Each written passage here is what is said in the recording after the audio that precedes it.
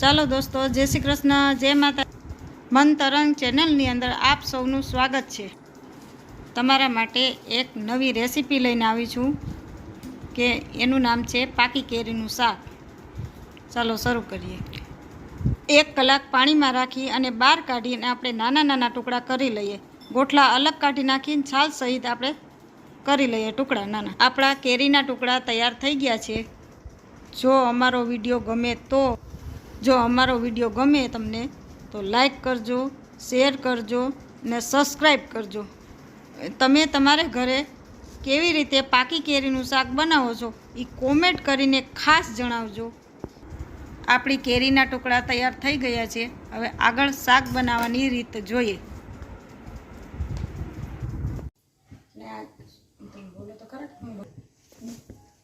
આજે આપણે જય શ્રી કૃષ્ણ, જય માતાજી બધાને.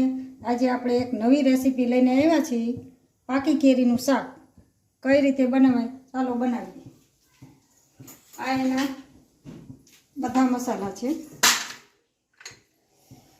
એક બાદિયું છે, એક લાલ મરચું છે, ચાલુ છે લાલ મરચું છે, એક બાદિયું છે ને 2 લવિંગ છે, એક અડધું ટમેટું છે, એક અડધી ચમચી વરિયાળી છે, અને આ ધાણાના કુરિયા છે અડધી ચમચી, એક કટકો, અને એક નાનકડું એવું મરચું લીલું, અને આ છે અચાર મસાલો, ખાટી કેરીનો અચાર મસાલો, ના લીલા ધાણા. આટલી જ સામગ્રી જોઈએ. હવે આપણે વઘારની તૈયારી કરીએ.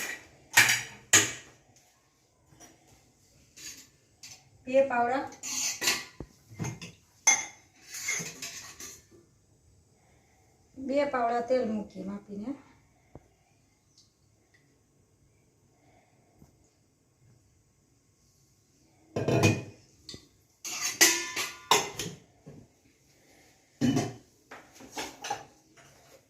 અડધી ચમચી જીરું, અડધી ચમચી રાઈ.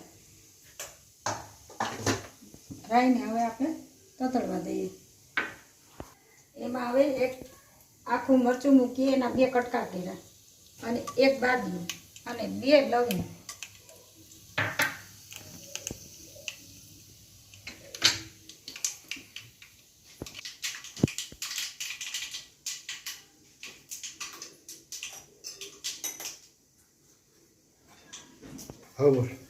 નાનકડી અડધી ચમચી હિંગ, ને મેં એક ટમેટો.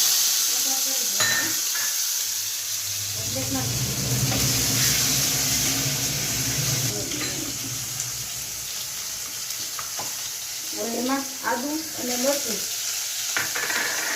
નાખી દઈએ. એમાં થોડી વરિયાળી નાખી દઈએ. મસાલાને થોડો સાતળવા દઈએ.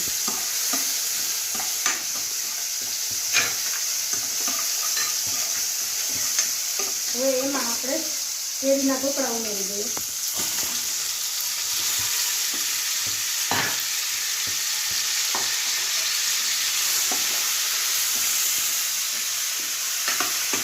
બે મિનિટ આપણે એને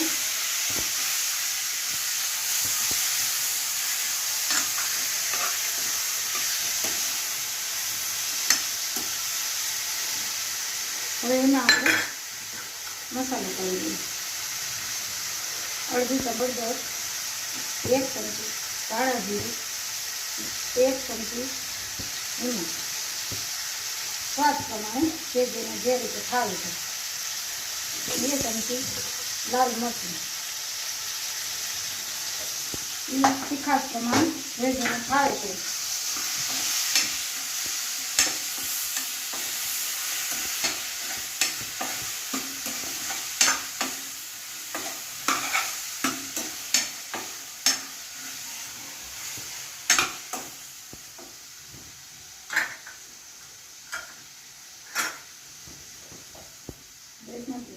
બે મિનિટ એને આપણે ઢાંકી દઈએ.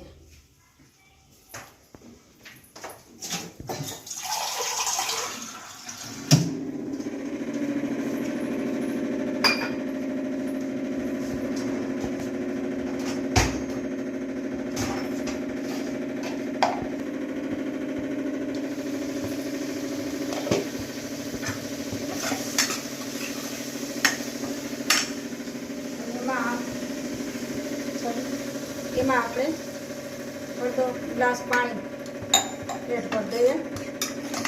પછી એને આપણે ઢાંકી 2-5 મિનિટમાં કેરી ગળી જાય ત્યાં સુધી.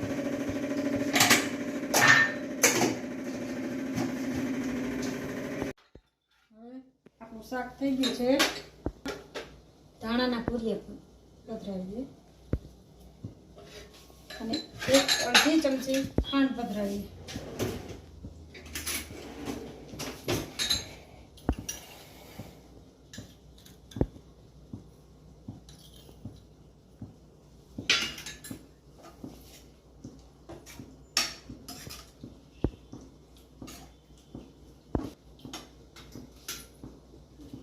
થોડો ખાટી કેરીના અથાણાનો મસાલો પધરાવીએ.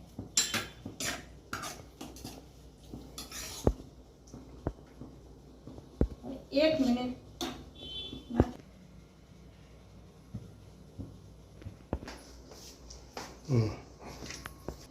હવે થોડા કાંથા ધાણા પધરાવી દઈએ.